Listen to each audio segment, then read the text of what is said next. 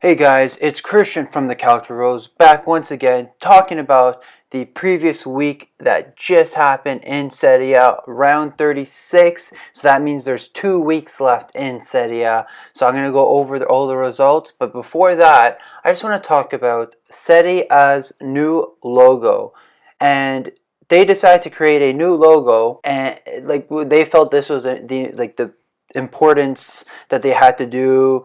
But yet there's all of these other issues in the league, like the racism against Moise Kean, Frank Kessie, just a whole bunch of other incidents. But yet, creating a new logo is their priority.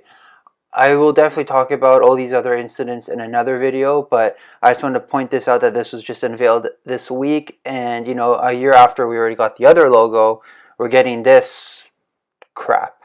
We'll put it that way. It's a big A. I know it's supposed to say mean Serie A, but it's like a big logo, like you're trying to call the Avengers or something. Absolutely disgrace by the league, and it shouldn't be their priority. Just another thing to market themselves and to get more money. Yes, the league does need that, but it's just, oh my god, I just don't know what to say about this. Absolutely, just the league is in shambles. Always going to be behind in terms of production and competition, and just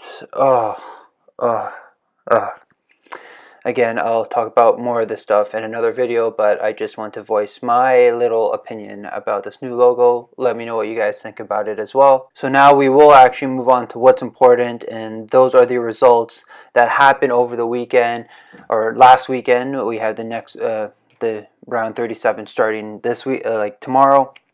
So before we get to that, we'll recap what happened last week. 3 games on the Saturday on the 11th. Atalanta beating Genoa 2-1 in their race for the Champions League. That moved them temporarily to 3rd spot before Inter won their match. But still, Atalanta having a great season. They only need 4 more points to qualify for the Champions League. And of course, they need a Milan and Roma slip up in the next 2 games. We'll see what happens, and it'll be tight right to the end.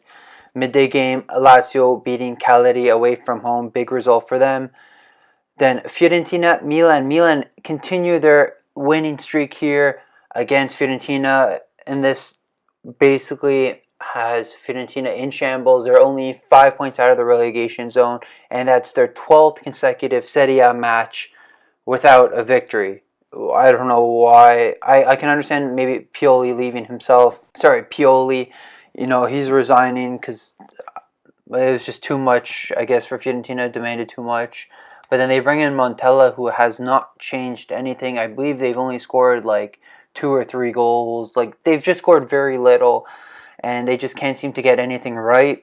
But again, this is an important win for Milan to continue catching up to Atalanta and try to get that 4th spot. The next day, on the 12th, we had the early morning game between Torino and Sassuolo. Belotti scoring 2 goals. He's proving himself to be the striker we saw a couple seasons ago. He's had such a great season. And he scored the winning goal from a bicycle kick. And this guy just loves scoring bicycle kicks against Sassuolo. He actually tried one earlier on in the game, and Consigli actually managed to save it. But the second time around, he couldn't get his arm to it. But an impressive win for Torino. They're on pace to probably finish in a Europa League spot. But again, who knows? Because they're still only 2 points behind Milan and Roma, 5 points behind Atalanta. We'll see what happens, so keep an eye on them. We had 2 9 a.m. games. Sampdoria Empoli, and Samp losing at home to Empoli, and Empoli gets an important win as it moves them. Okay, it doesn't move them out of the relegation zone necessarily, but it gets them a little closer to the people in front of them, considering Genoa lost their game against Atalanta, and they are 1 point behind them, and so that's an important race. And you can even see this as a way of Samp not doing any favors for their rivals as they lose at home. And Empoli just closer to Genoa. Genoa, who after selling Piontek, are again a mess. Prandelli hasn't done much to help, and they seem like they could even get relegated if Empoli keep up these great string of results. Frosinone Udinese winning 3-1. Already relegated side, and that's an important 3 points for them as it helps them climb away from the bottom 3. and let's see how many more results they can get so they can avoid it. So maybe Genoa will get relegated. Who knows? Because between Udinese, Genoa, and Empoli, it's only a 2-point difference. So very, very tight. And as much as the race at the top of the standings is an intriguing one, also pay attention to the bottom, because again, one more team to get relegated, and there's like 5 teams included. So it's definitely something to watch at the bottom of the table. Spal, Napoli, both teams have had nothing to play for. Spal already safe. Napoli most likely, they are already finishing second. So just a good one for Napoli, I guess, just to lift their spirits and for pride, you know. Afternoon game to cap off Sunday was a Roma-Juve. Again, Juve already champions. They had nothing to play for. They just played some of their starters because it's Roma. It wasn't a smaller team, so of course they're going to play some of their stars. But Roma coming away with the victory 2-0 over Juve. And again, that helps them to equal Milan in points to continue their race for the Final Four. And it's funny how Ronaldo and Florenzi were getting in a little bit of a spat, you could say, on the field. Ronaldo saying, oh, he's really small, but yet Florenzi goes on to score the opening goal, which ends up being the match winner. So just a way you never ever talk to someone like that, because they could always prove you wrong in the game. Again, big victory for Roma, so let's see if they can continue this. And then 2 games on Monday. An important one here is the first one, Bologna-Parma. That is for both these teams fighting to make sure they aren't relegated. Bologna comes away winners, and they are almost safe. Mihajlovic has done an excellent job since coming in, and you know, he's had 6 consecutive home victories, and it's unbelievable for him. He's just done an exceptional job after taking over Inzaghi's job. Mihajlovic is such an underrated coach. He does so well with the teams he has. Okay, there are times maybe he doesn't do so well, but he's still a great tactician, knows how to get his players to do their best, and I honestly miss him at Milan. That really hurt when he was sacked, but still, great coach for Bologna, and he's doing an excellent job. They are so close to being safe. We'll see what happens in the next week. Then Inter Chievo. Again, Chievo was already relegated, so they're just playing for pride and playing some of their youth players, you know. And one good thing to notice in this game, Pellissier said he is retiring at the end of the season. He made an appearance, and the whole San Siro, Inter fans, everyone gave him a round of applause. One of the last few bandiere in the game in Serie A. So it was great to see the applause that he got from everyone in the San Siro. And I will say Inter coming away with the 2-0 victory here, and that's important to help them finish third. That even helped them leapfrog Atalanta after their previous win. And then again, they just want to make sure they solidify that third spot and not get kicked out from like Atalanta, Milan, Roma. It's still a very tight race. We're going to go into the standings right now, and like I said, Inter, Atalanta, Milan, Roma are all so close. 4 points separates them.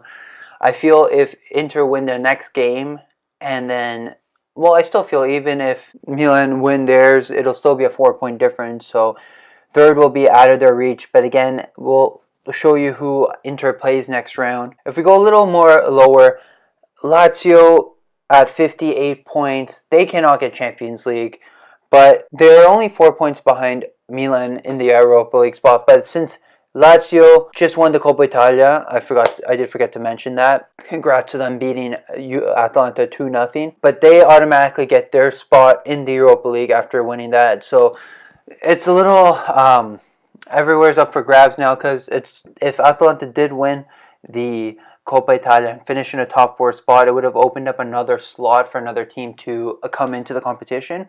But now it's interesting to see who will finish where and who will qualify for what competition. We go down to the bottom, as we can see, 3 teams tied on 40 points, Cagliari, Bologna, Fiorentina. Then under there, Parma 38, Udinese 37, Genoa 36, and Empoli 35. It is all so close. Considering where Fiorentina were once in the top 10, now they're trying to fight to make sure they don't get relegated. It's unbelievable. They have 4 consecutive losses right now, and again, winless in 12 games. I really don't know what to say. Even Parma, who had a good first half of the season, has like utterly shut down. You could say they're doing poorly, and we may even see them going back to Serie A, or sorry, Serie B. My mistake. Again, like I said, let's keep an eye out for the next couple weeks because it's still very close. Even if all the teams win again, if Empoli win, Genoa win, Udinese win, it'll still be so close. I feel the teams with at 40 spots all sort of need a point to stay safe. So then it'll just be between like Parma, Udinese, Genoa, and Empoli. But we'll go on to see who those teams are playing. So we have, again, 3 games on the Saturday. In the morning, Udinese, Spal. Again, Spal have nothing to play for. They are safe. So Udinese has to play for it all at the Dacia Arena. They need the victory to make sure they stay safe. So let's see how well they play. Midday game, Genoa, Cagliari. Cagliari, again, just need a point to stay safe. But Genoa need to fight to get all 3 points. So let's see if they can rebound off their previous matches defeat to Atalanta to see if they can grab all 3 points at home. 2:30 on the Saturday, Sassuolo, Roma. Again, Sassuolo are safe and everything. Roma need to get the victory to temporarily leapfrog Milan and get 3 points ahead of them. Let's see if Sassuolo can hold them at bay or if the Giallorossi are able to manage to get all 3 points and get closer and tie points with Atalanta. Moving on to Sunday, Chievo, Sampdoria, a game really nothing to play for. Just see if both teams can play for their pride. And again, if maybe Chievo can get a win in their last home game. 2 9 a.m. games, Empoli, Torino, Parma, Fiorentina. Empoli need the win to help them move out of the relegation spot depending how Genoa does in their game. Torino wanting all 3 points to catch up to Milan and Roma, again depending how Roma does as well. Parma, Fiorentina, big one, considering if Parma beats Fiorentina, they will move past them and are most likely safe. Fiorentina want to finally get a victory after 12 winless games. This will probably be the more exciting game of the two, but really who knows. Empoli-Torino can be very exciting as well, considering we did see Empoli beat Sampdoria at the Marassi. So honestly, it'll be an interesting morning for sure. 12 noon game. Here we have Milan, Frosinone. Since Frosinone are relegated, again, they have nothing to play for, but Milan have it all to play for if they want to catch up to Atalanta, if they want to finish in that Champions League spot. Milan really have to play their best football if they want to get all 3 points and get the important victory at the San Siro, especially that it'll be their last home game of the season. So they want to go out with the important victory. Now in the afternoon we have 2 games at 2:30. They're both playing together. It's more for Atalanta and Inter. So we have Juve, Atalanta, Napoli, Inter. So even though Juve won the Scudetto, they won everything, I don't think they're going to give it an easy game against Atalanta, just because since it is their last home game, they will be celebrating the Scudetto, lifting the trophy. So I feel they want to give the fans a show in their last home game of the season. So when they celebrate the Scudetto, it's just a big party. Atalanta will want to rebound after their midweek Coppa Italia final defeat to Lazio. And again, if they win this, they will just need 1 more point to qualify for the Champions League. So again, I feel more Juve will win this game, but who knows what will happen in Serie A. Napoli, Inter, Napoli finishing second, but Inter need the win to keep ahead of Atalanta in the race for the Champions League. So again, this is why they're playing at the same time, so that way they both know what the results are in each. So they don't know what the results are in each game. So they don't play slow or whatever. They just want to play like without knowing the result. And then on Monday we have Lazio Bologna to cap off round 37. Again, Lazio winning the Coppa Italia, so they can qualify to the Europa League. And again, Bologna just fighting for their safety. Again, they probably just need a point to stay safe, depending how Empoli do as well. So keep an eye on that game as well. And I feel that will still be a very close game. Mihajlovic will try to play it all at the Olimpico before finishing off at home the week after. So guys, that is all for today. Let me know what you guys think. What are your thoughts about any of the matches that happened last week? What match are you guys looking forward to this weekend? There are definitely some key ones to look out for. And who do you think will finish in the top 4? Who do you think will finish in the bottom 3? Still lots to play for. What do you guys think in the upcoming week? Don't forget to subscribe and click the bell to get notifications when our new videos come out. Don't forget to follow us on Twitter, Calcio_bros. And we'll hear from you guys soon. Ciao.